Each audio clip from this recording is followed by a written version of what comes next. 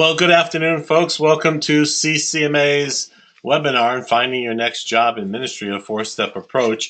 We're pleased to have with us today Crystal Sullivan, Executive Director of Campus Ministry at the University of Dayton. I asked her for a bio, and so I will introduce her to you. She's the Executive Director, as I said, of Campus Ministry at the University of Dayton. It's a Catholic Marianist university where she serves a team of over 30 lay ecclesial ministers, vowed and ordained religious, graduate students in formation for ministry, and administrative staff. Crystal has served at both Catholic and public universities in her 24 years as a campus minister.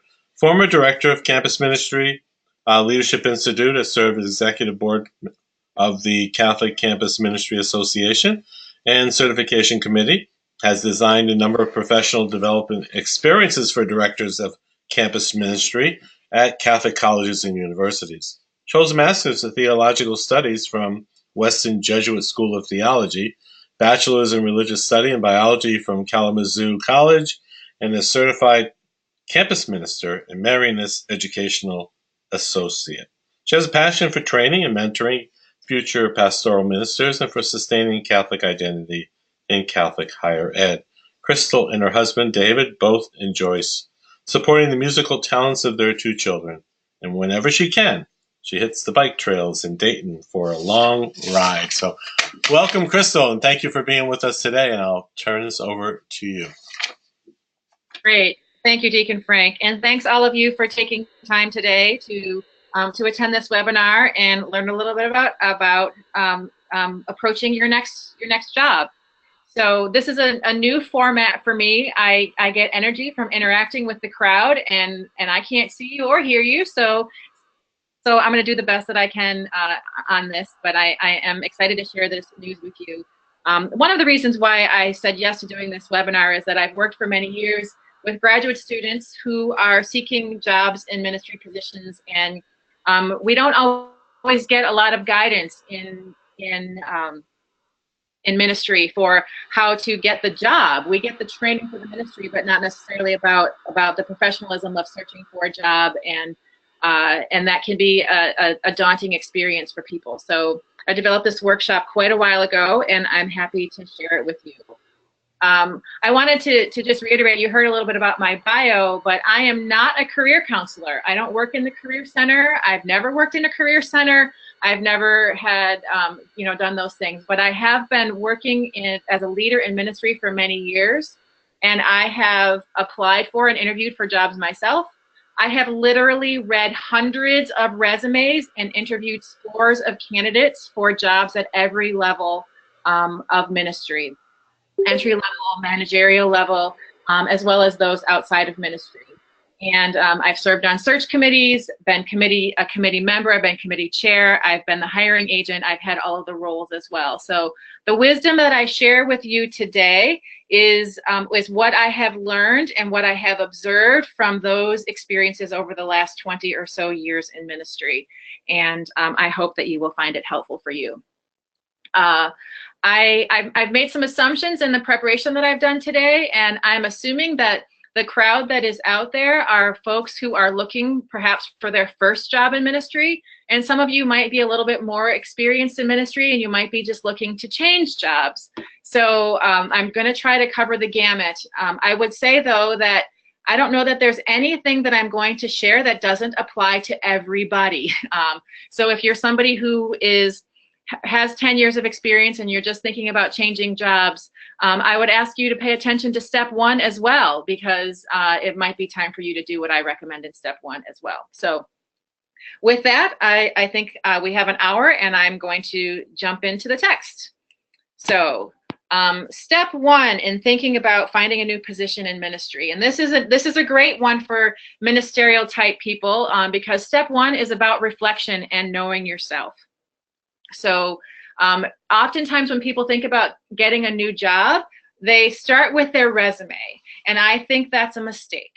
I think that the place that you need to start when you're thinking about getting a new job or changing positions is to start with reflection, and thinking about who are you, what are you being called to, what do you desire, what state of life are you in, and so forth, so that you can begin to be thinking about yourself and what it is you are really seeking. So step one is about taking out your journal and spending time in prayer and thinking about what the way in which you support students already in discerning their vocation. Think about your vocation, how you have answered the call to discover your gifts, to use your gifts in service to the common good. In this case, in ministry and service to the church, in ways that are satisfying and bringing meaning to you and to the world around you. That's a big question of vocation, but the luxury of looking for new positions is the opportunity to be thinking about that for yourself. And it has not only the benefit of helping you understand more what you want, but it also gives you the ability to be in better tune with yourself, so that when you are communicating with future employers, you can share the passion that inspires you for the ministry that you desire to do. And that passion is extremely attractive to employers and to those of us in ministry who are seeking to partner with new people when it comes to implementing the ministry on our team. So on this slide, I just put a smattering of questions. There are probably 15, 20, 30 different questions that you could answer for yourself, but there's just a few here that I put to wet your whistle. But I do want to point out that I think there's probably at least 3 different categories of things that you should reflect on for yourself. The first are those sort of philosophical vocation and ministry questions. What are your passions? What types of experiences are most meaningful to you?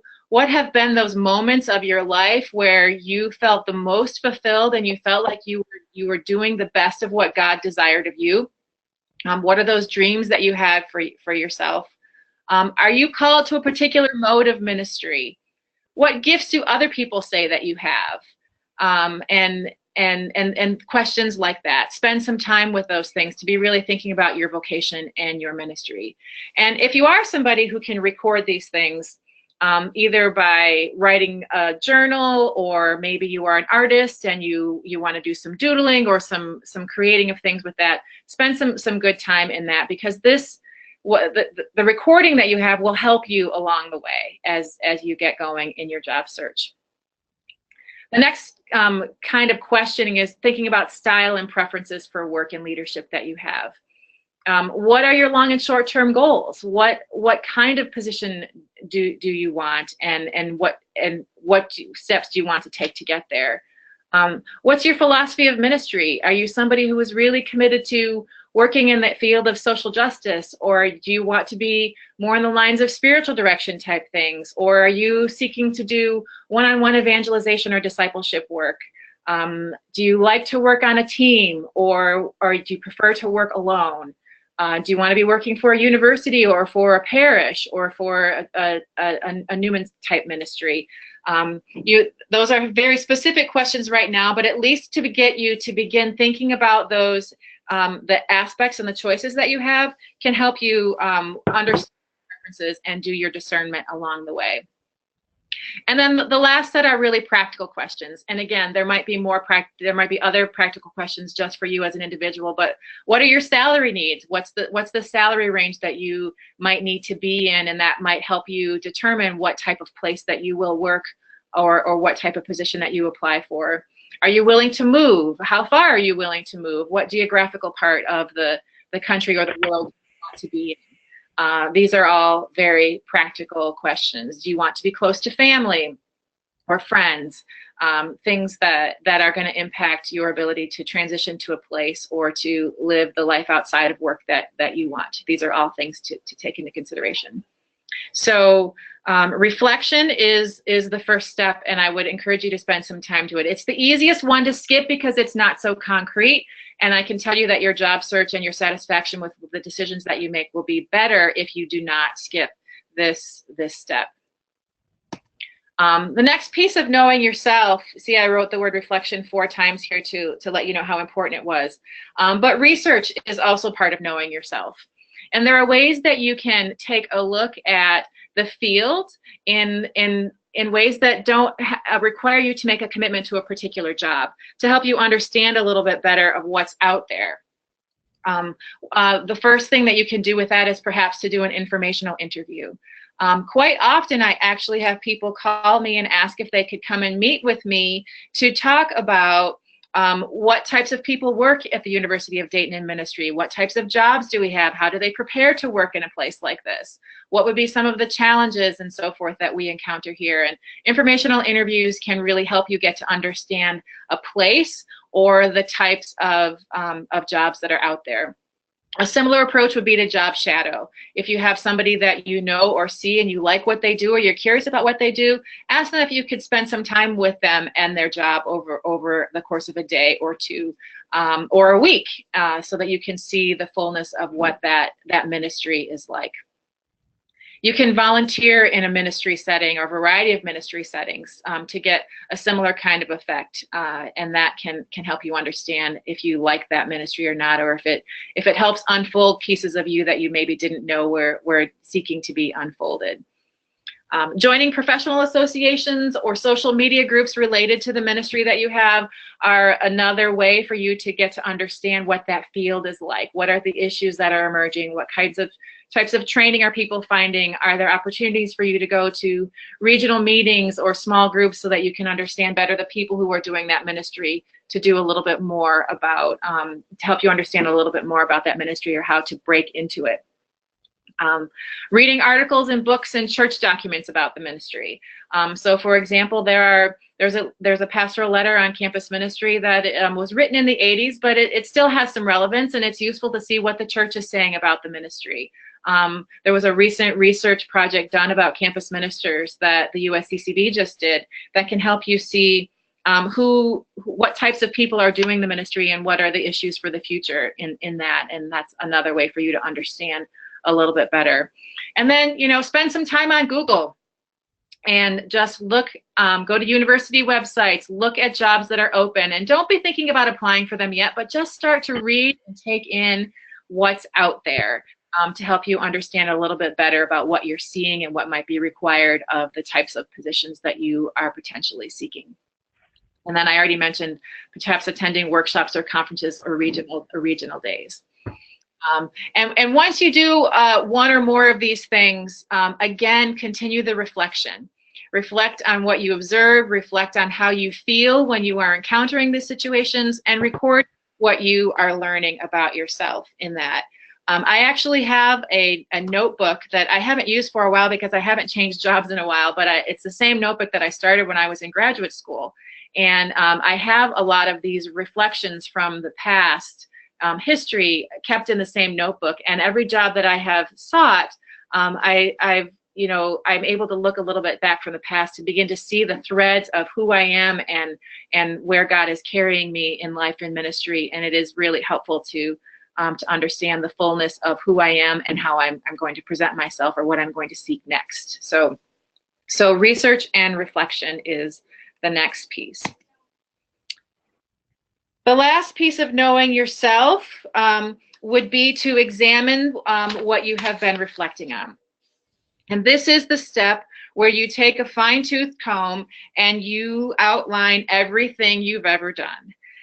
List every volunteer position, every leadership experience, every educational experience, every professional development workshop or class you have taken, any position that you've had, even if you were the dishwasher at Wendy's, put that on this list. And the reason that I say to do that is because not every one of these roles will be relevant for the type of position that you will be looking for, but the skills that you developed or that you use while doing that job will be relevant, because those things will remain in your toolbox throughout your career. So you have the opportunity to outline everything that you have, which will give you a nice long spreadsheet or list of potential data that you will use for your resume, but it also gives you an opportunity to identify the responsibilities, the types of responsibilities you've had in your life, and also the skills that you learned or used in that job. And that skill column and the responsibility column is the one that will be really helpful for you as you begin to articulate what you can do.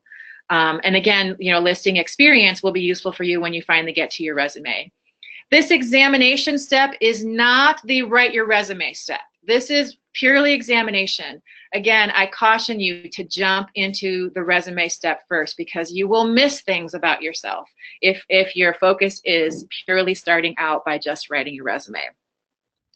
Do the step of examination and keep it in a place where you'll be able to refer to it often. And I put a little chart there just to give you a sense of you can use an organizational tool like that to help you with that. The next slide, I've done an exercise when I've done this workshop in person with folks to invite them to be thinking about ministry skill words. So one of the aspects about presenting yourself for a new ministry position or any position is you need to use language that will help people understand the skills that you have so that you can bring those skills to the ministry or the work that's needed from them. And so this is just a beginning brainstorm list of words that are useful in ministry to help us understand the skills that we bring or the types of experiences that we bring. I'm sure that many of you will have other words of your own, but I wanted to just get you started with thinking about those. So as you're sitting at your place in front of you, I would invite you to just take a look at this list. And if you have a piece of paper in front of you and you were thinking about ministry skills that you have for yourself, write down 2 or 3 words. Maybe there's a couple of words that jump off of this list, or there's a few words that are not there that you could think about for yourself, and write those down just for yourself to kind of engage in that skill building piece for you right now. I'll give you about 10 seconds for that.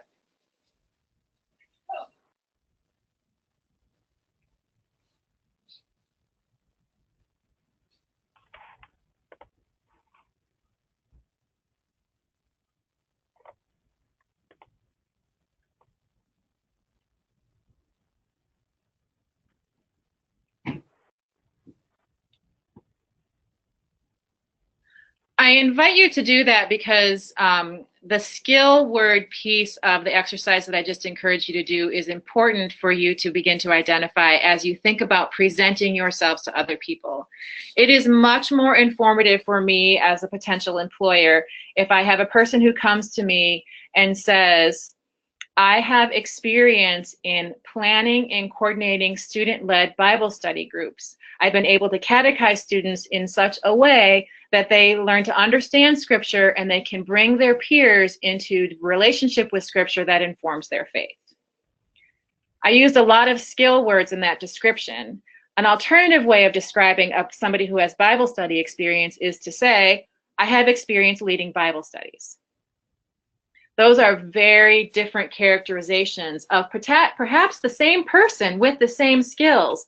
But in beginning to understand some of those skill words, you can communicate better what you're actually able to do from a depth perspective, as opposed to just naming the type of ministry that you have some experience in. So it takes a little bit of practice, but it's something that is really useful to do as you think about presenting yourself. So that is step 1, knowing yourself. And doing that in a few different ways, coming to know yourself in a few different ways. I'm going to pause here and invite you, if you have any questions or thoughts that you'd like to pose, to send them to Deacon Frank or to unmute and ask a question now. Okay, so thank you, Crystal. Anybody has a question, feel free to type it in the chat box or type your name in the chat box and I'll open up your microphone. Or you should be able to unmute yourself by right-clicking on the icon. Just take a pause here for a moment.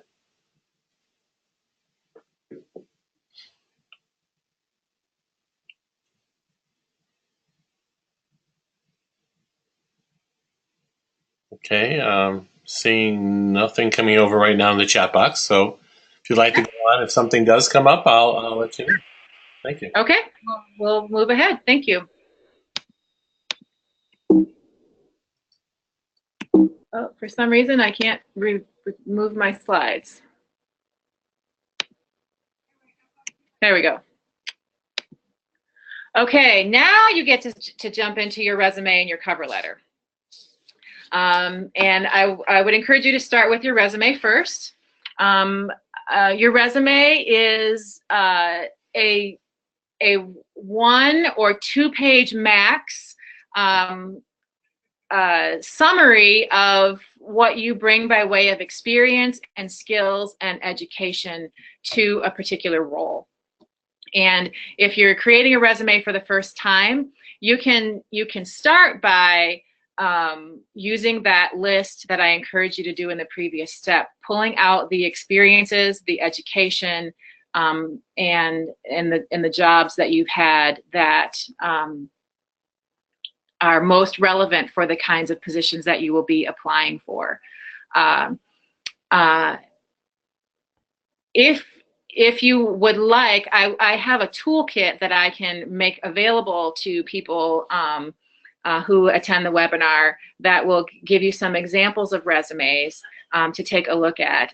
These are real resumes that students that I have worked with have developed. So they're not, I know you can look online to see what resumes look like if you are at that stage. There's lots of resources for actually how to formulate a resume and what to do with that. I'm not going to jump into that on this, but I will say from an employment perspective, 1 page is best, 2 pages are maximum. If I am looking at a position where I'm looking that.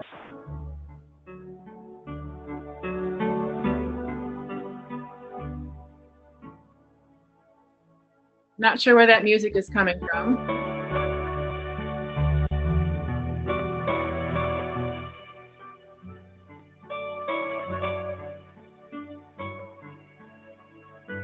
Frank, can you do something about that?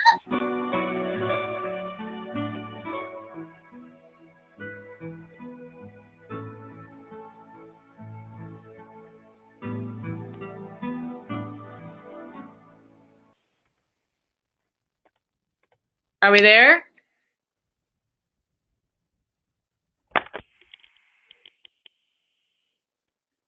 Deacon Frank? We're ready to continue. Okay, thanks.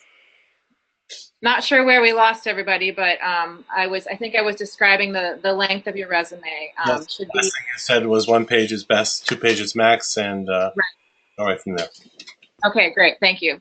And the reason why, sometimes it's hard for people to narrow down all that they have done, but really, I need to use your resume to get a quick glance at, are you meeting the qualifications, and do you have the types of experiences and skills that I need for this job? And we should be able to do that in 1 or 2 pages with a cover letter. So the cover letter can sometimes be difficult to write because, where do you start? And I would encourage you to spend some time on a cover letter, but not try to edit it as you write. So as you're writing a cover letter, I would encourage you to do free writing first. You probably will have multiple drafts of a cover letter, but don't try to edit it as you write, because you really want your personality to come through. Your cover letter is an opportunity to communicate your uniqueness and your motivation for ministry. It allows you to fill out pieces of your resume that you would not be able to put in the resume itself. And a cover letter should be tailored for each position that you are applying for. That doesn't mean that the whole thing needs to be unique, but there might be a paragraph or 2 that is uniquely going to connect to the particular job that you are applying for. And that's important that you pay attention to that. One of the jobs that we have is when we're looking to hire people, and at least at the University of Dayton, is that we've got some pretty strict rules about how we evaluate candidates. And literally, we have a checklist. When we list qualifications for jobs, we tell people what is required for the position. And we have to show that we have used that checklist in evaluating candidates. And this allows us to be a little bit more objective and fair at looking at candidates. And so your ability to tailor your cover letter or your resume for particular jobs that you're applying for helps you connect the dots so that your skills and qualifications jump out the page at us. And we can begin to see that you really do meet the qualifications for the position. So taking the time to do a little bit of tailoring is really important. And the last thing I want to say about cover letters is that we do not need cover letters that are more than 1 page. You know, there are some fields where they actually tell you to write a few sentences for a cover letter and really don't say anything at all. And my experience with cover letters is that the candidates who only write 1 or 2 sentences that don't say a whole lot, I don't get a good enough understanding of them as a candidate to be able to know if I want to look at them any further. So really use that cover letter to give me a little bit more about your motivation for ministry and how you are meeting particular qualifications that maybe don't appear in your resume. In preparing your resume and cover letter, like I said, you need to make your materials work for particular positions. You know, when I applied for the job that I currently have, I actually handed my spouse the position description and the qualifications for the job and my cover letter and my resume, and I asked him to pretend like he was the hiring agent and to evaluate my resume and cover letter based on what he saw in the position description. That was really helpful because I had somebody who really didn't, who was able to be really objective about what his reaction was and whether he saw things come off the page that I really wanted to come off the page or not. So when you're preparing your resume and cover letter, this is not a solitary exercise. It's really something that you should work with other people on. Show it to a professor or a ministry colleague or a spouse or a friend, not just to proofread, but to look at the content and to look at the format and to see, is your resume and cover letter communicating the things that you want it to communicate about you. And once you get the content down and the formatting down, make sure that you check for errors.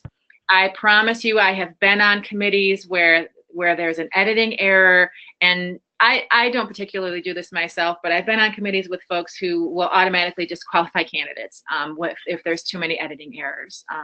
That's just something that you really need to pay attention to when you're preparing your materials to send.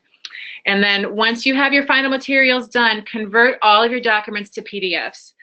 That's a pretty easy thing to do right now with word processing programs. And the reason for that is because if you're emailing things or submitting them electronically, formats get messed up all the time. And I know that software is better to try to circumvent that, but it still happens. I've seen it happen. I've seen resumes come in that are missing pieces because it's not sent in a PDF version. So converting to PDFs is really important, because if you don't, all of the work that you did might just not be communicated in the way that you want it to.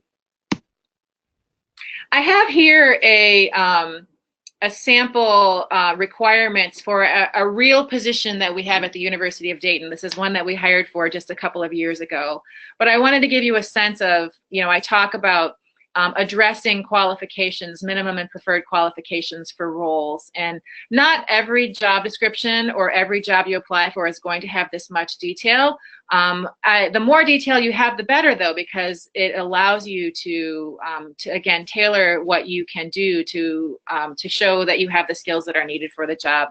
But I just wanted to give you a sense of the types of things that would be typical to see, at least on a job description at a Catholic university. To begin to be thinking about the types of things that you want to articulate about yourself. So I think we'll make these slides available when this is over, so you'll be able to get back to those. So there's a lot more that we could say about resume or cover letter, but I want to stop there to see if you have any particular questions about that. Okay, so if there are any particular questions, please either write them in the box below on your chat window, or feel free to unmute yourself, or just send me your name and I'll be happy to unmute you. I think you've got it all covered. One thing too, as a reminder, that we are recording this program, so if you do need to go back over these slides, they will be available to you that way also. Great. All right. Step 3 is networking. So this is somewhat similar to the research aspect of know yourself.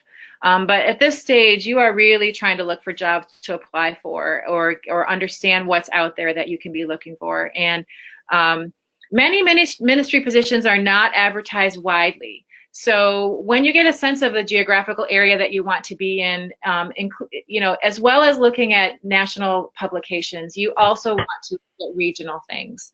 So, and make connections in the areas where you want to serve or where you want to be.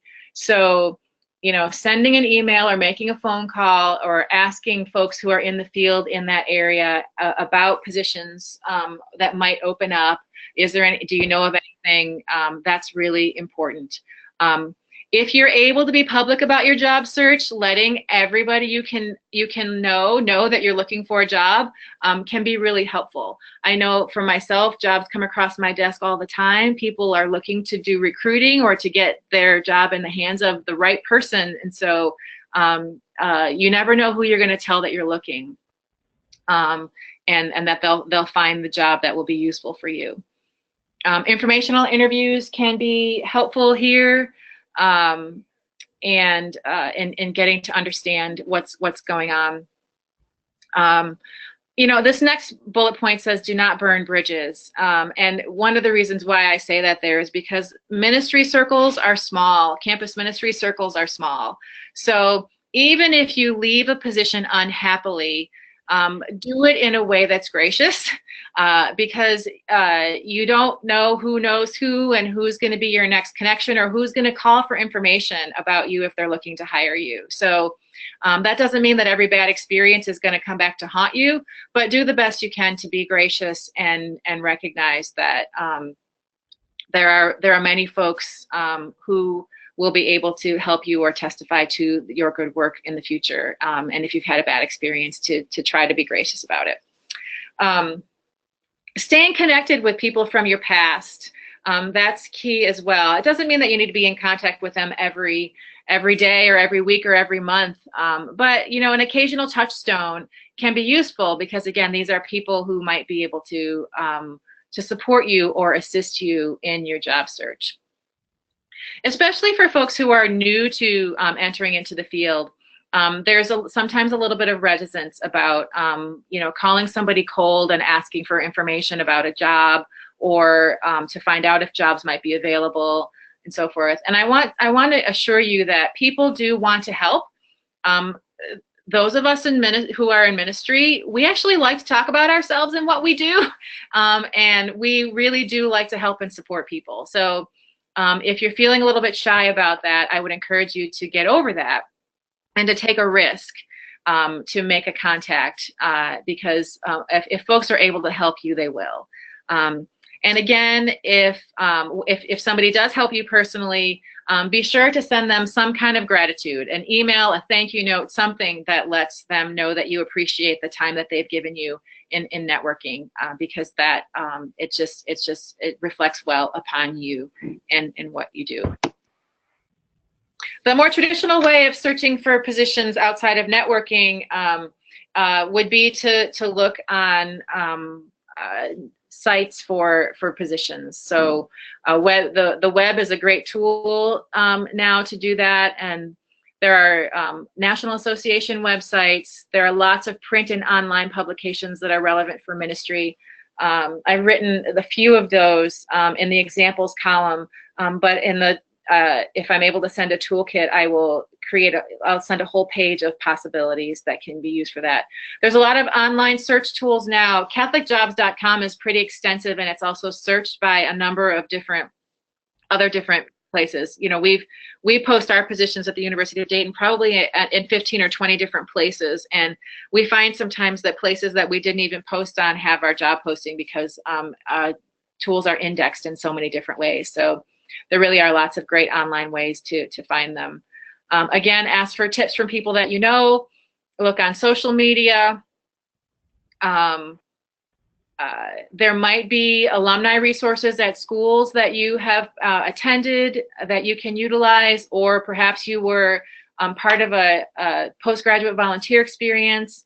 They have alumni resources, and my experience with postgraduate volunteer places like the Jesuit Volunteer Corps, or that's one of the larger ones, they have a job bank or a job network that anybody can access. So even if you haven't done one of those experiences and you know of them, still search their resources, because you never know what you might find there. And then, of course, individual university, diocesan, parish websites. This is important, especially if you have a particular geographical region that you want to be in, because, like I said, not everybody advertises nationally. So you want to be able to narrow down the places where you want to go, and sometimes the job might not be posted on Catholic Jobs or another Catholic Campus Ministry Association, but it might be on a university website, and that's how you would find it. Graduate school networks are also really key. If you've gone to graduate school and you are an alum of a place, staying connected to their career center or to their placement office can really help you get an awareness of positions that are out there. So a typical application usually includes a resume, a cover letter, and a list of references. And although you should read the directions for application processes in the particular jobs that you're applying for, because sometimes people ask for other things. I've seen occasionally people asking for a philosophy of ministry, which would be like a one-page statement that you write about ministry and why you do it and what your philosophy of ministry is. I haven't said anything yet about a list of references. But it's a good idea, and I know that this seems obvious, to ask the references that you intend to put on your in your materials if there will be a reference for you first before you do that. And then to keep them informed of where you are in the process. It's really useful for me if I'm serving as a reference to someone to know that they've gone on an interview, they expect that I might get a reference call, and they can give me some information about the jobs that they are applying for, so that I can do better as a reference to tailor what I know about them to the position that they might apply for. The next bullet point does also seem obvious, but you should ask your references if they're willing to give you a positive reference. And again, I know that seems obvious, but I can tell you as a hiring agent, I have talked to lots and lots of references, and I have spoken to references before that have not been positive about candidates. And I'm sure that if the candidate was aware that the reference was not giving a positive reference, they wouldn't have listed them as a reference in the first place. So it's really easy to say, I'm wondering if you would serve as a reference for me, and would you give me a positive reference? And with that opening, folks should be honest with you and be able to do that. So that's really important. And of course, remember to thank your references once your job search is over.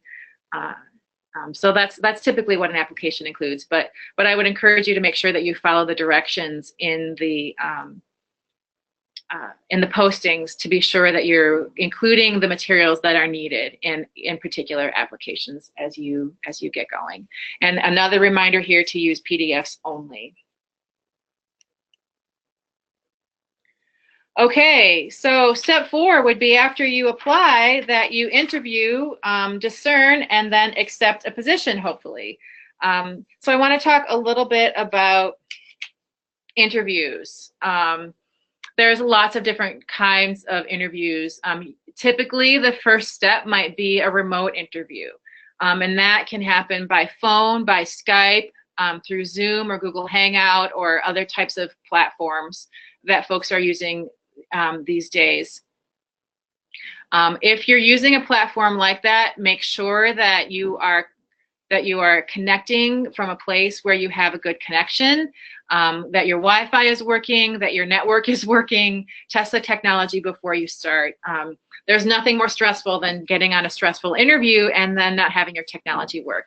And again, I know that seems really obvious, but it's something that is really important. I have seen interviews tank because the technology didn't work. And as a search committee, typically we have some patience with those things, because occasionally it hasn't worked on our end either. But do your best to be sure that that you test your technology. Also, background noise can be challenging. So if you are doing a phone interview and you're doing it from your car, there's a train behind you, that can be problematic on your interview. And these examples might seem far-fetched, but I'm not telling you anything that hasn't happened. So be aware of that. Typically, a remote interview might be a 30 to 40 minutes that has defined questions and hopefully will give you time to answer questions. And it's just an initial way of screening. They'll be attentive to the environment around you, especially if there's a visual interview, so that the screen that people see when they see you is something that you want them to see, and that's part of how you present yourself, is how you look on the screen. Something important to pay attention to. Phone interviews are very challenging because, kind of like giving a webinar, you don't have that interaction with people, and especially as ministry professionals, we really feed on the interaction that we get with people. So if you have an opportunity to practice a phone interview with somebody, I would encourage you to do that, so that you get used to the experience of what it's like to talk about yourself and not get any reaction. In-person interviews, you do get a reaction, you can make eye contact and so forth, but practicing a phone interview can be really helpful to help you get a comfort level with yourself on the phone and talking about yourself. I've scheduled those things with folks before. We just arranged that they'll call me and I'll interview them. I'll ask them 4 or 5 questions, and then we'll do a little bit of constructive criticism when it's over, and it can be really, really helpful for candidates to do things like that. So remote interviews are one type of interview. When you're on remote interviews, it's useful sometimes to have a pen or paper nearby so that you can write down questions that they ask, especially if they have multiple components, or you can write down the names of the people who are on the phone with you so that you have an opportunity to connect with them or to thank them when it's when the interview is over. On-site interviews are another ball of wax. There's so many different ways that people do on-site interviews. Sometimes they're only an hour long, sometimes they're a day long, and so depending on the job, you'll want to find out what will be the components of the on-site interview that you will have. If an employer is worth working for, they'll tell you, they should tell you how it is that they would expect you to be prepared for your interview. I try to be fully transparent about everything that we're doing so that candidates can put on their best show when they come interview with us. And then as you prepare for an on-site interview, you should do the most research that you can about the place where you're going. Ask friends or people in the field if they know anything about the community where you are interviewing. Look up their information on the website. See if there's any news articles about them. Find out what you can about them so that you can show them that you are truly interested in working with them, and it will help you make a stronger connection to that ministry and to your qualifications for it. Like I said, ask for a schedule so that you know what you'll be doing while you're there, and then prepare for each aspect of it. So there's a different way that you might share some of your experiences and interests between meeting with the executive director or meeting with the student group. And you don't want to put on different personality, but those folks are interested in different elements of you. So you want to prepare for each aspect of the interview so that you know yourself, what it is you want to communicate about yourself when you're meeting with different aspects of the folks that you're meeting with. There are things that you're going to want to learn from the director or from the pastor. Things that you're going to want to learn from students, things that you're going to want to learn from peer colleagues or others who you might meet, or campus collaborators and so forth.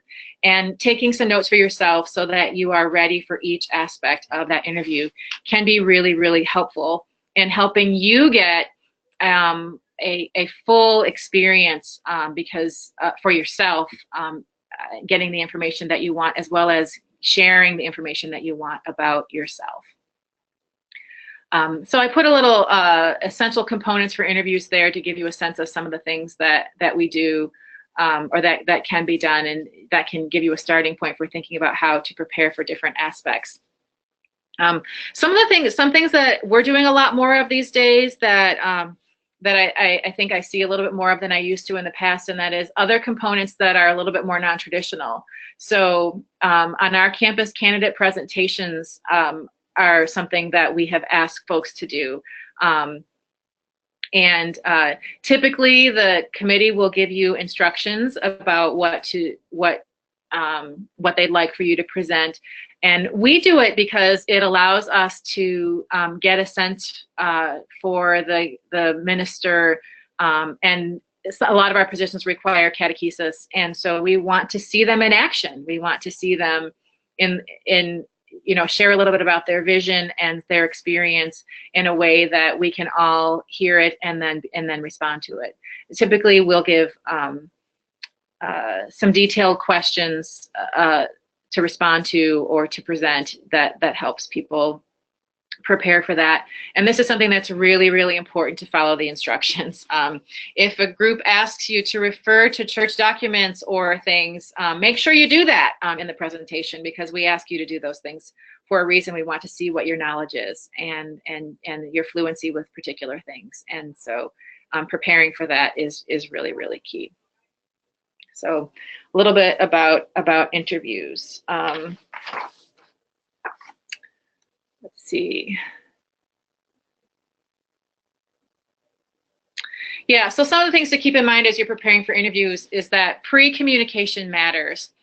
The first person who candidates are connected to when they're coming for an interview is my administrative assistant. So she's the one who has the first impression because she does the scheduling, and she's actually gotten pretty good at telling who's detail oriented, who's going to have good follow through, and so forth, because of how that communication occurs in that pre-communication even before the interview. So be attentive to how you present yourself as well, even before you arrive on your interview, because that can be part of the impression that is made of you as well. I've already talked a little bit about interview preparation. And then we talked about practice phone interviews, but I also encourage you to practice answering questions. So ask a friend to sit down with you and ask you some questions. Formulate questions that you think you might be asked. And again, if we have a toolkit, then I will send you some questions that are occasionally asked in interviews. Have somebody ask them of you and talk back to them and answer the questions. The reason for that is because there's a difference between thinking about how you want to respond to something and then actually saying it. That's really important, that you have the practice to say it and to articulate it and to give examples of what you want to do. That practice can be really helpful, and it can give you the edge on somebody else when you're really prepared. What to wear? So modesty is key. So professionally modest. Take comfortable shoes with you on your interview. In case they give you a long walking tour and you've got blisters and you're bleeding, it would be useful sometimes to have comfortable shoes. And I also encourage people to pack snacks just in case they need a quick fix because their adrenaline is flowing or something. Well, we talked about research already to help you understand better the place, but also to express your engagement. And then part of the preparation for different components of the interview are to formulate questions that you want to ask. Even if a question has been answered already, you might get a different sense of it from somebody else later in the day. So have enough questions formulated for different folks so that you can ask questions. And that just gives you more information about the job and also provides opportunity for you to initiate interaction about the role that you might not have the opportunity to initiate otherwise. And it does show engagement that you're desiring to know a little bit deeper about what the job is like. People always ask about travel expenses and should they expect those to be paid. And I don't know that that's a given. Travel expenses, it just depends on the place as to whether or not they're going to offer travel expenses or not. And so that's something that you could ask about, and conventions are different depending on the ministry setting. This slide is just one that I actually took directly from the companion version of this workshop that was for employers, about things that they should be looking for. Many of them I have mentioned already, but I just want to point out a couple. And that is the first bullet point on the right. To be able to articulate your sense of mission and passion for ministry, why you're interested in the job, what are the principal reasons you're choosing the ministry pathway that you are, why you want to make a change, what you're looking forward in your next role, what energizes you about ministry and work with students, or work in higher ed, ministry in higher ed, or work in the parish, and more. That's the meat of who you are and why it is that somebody might want to bring you on their team. So the more understanding you have of that for yourself and your ability to articulate it, the better. The next bullet point is related to communicate the depth of your passion and enthusiasm. Those are really, really key. And to understand those better about yourself will help you have the confidence that you need. The last bullet point on this page is where the first step can be really helpful, that when you're responding to questions, you want to show your experience, but you also need to give examples. Don't just tell them that you have experience with Bible study, but tell them that you ran a Bible study program for 5 years in your previous position, and you moved from being the assistant to the leader, and you utilized particular resources, and some of the, give examples of particular things that you did and what you learned from them. That really helps us see that you have a depth of experience in that.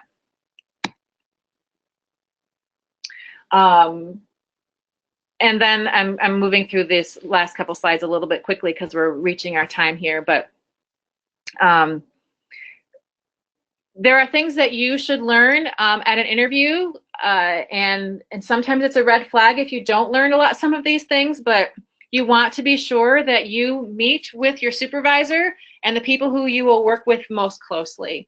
You should understand the reporting structure, what the structure of the place is, and where you fit into the structure, and who are the people that you're going to be working with. Those are the people you're going to be with all the time. You want to meet them and understand who they are as best as you can, and whether or not it feels like a good environment for you. Major responsibilities of the role. It is a huge red flag if you do not see a job description. You do not want to walk into a position that does not have a clear job description. It might seem like a great place, but if they're not willing to outline the expectations for your role, it will be very, very difficult for you to succeed. And you might end up regretting taking that role. So you want to see a job description. And then things like understanding benefits. It's really good to ask questions about those. Maybe they have a website where they can give you that information. You want to find out about the work schedule and the comp time policy. If you've been on retreat for a whole weekend, do you have to be in at 8 a.m. on Monday morning? How do they work out the 24/7 responsibilities of a minister to help you keep a healthy lifestyle? Personal leave policy, professional development, understanding. Those are all things that you can ask about. Salary range is sometimes you feel a little bit weird asking, but I feel like it's perfectly reasonable to ask about a salary range, or I don't even give candidates the opportunity to ask. I always tell them because I know it brings anxiety, and I don't want candidates to have that kind of anxiety. But you do want to have a sense of, is this a job that you can actually consider based on the range? And then there's a couple of things that you could also think about asking. Expected challenges of the role. Where does their funding come from, and is it secure for the future? Depending on the place, that might be an adequate question to ask. Some things about their vision for the future and so forth. After the interview, send a thank you note. Take notes on what you learned and experienced, pray a little bit about the experience, and then be patient. Sometimes decisions take a long time to make. I know it can take 2 to 3 weeks sometimes here at UD after the last candidate is interviewed, so be patient. And then when you get an offer, know that you can and should take some time to think about it. Please don't take 3 weeks, but to ask for a couple of days is perfectly reasonable. but don't string the employer along. Especially if you're applying for multiple positions, there might come a time where you will have to accept or turn down a job before you have completed an interview at another place. And that's just, you're just going to have to make a hard decision in that situation. And my last best piece of advice in thinking about accepting jobs, taking jobs, is that you get your best raise before you walk in the door. So ask for a higher salary when they give you an offer. If you ask for $1,000 now, you probably won't get a $1,000 raise your first year. So all they can do is tell you no. They've already offered you the position, and if they don't have the money to give you more, then they'll just say no, but you will not have lost the job. So I encourage you to ask for your raise before you walk in the door.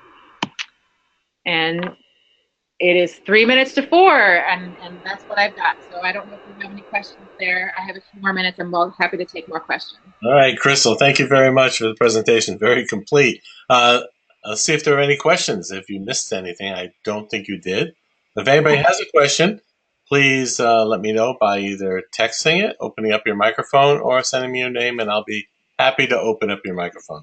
We have a few minutes to take questions right now.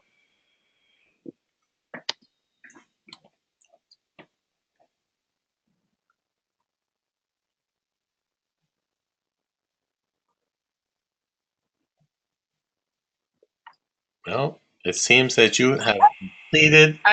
Yeah, either that or they're gone. I can tell you they're not. But okay.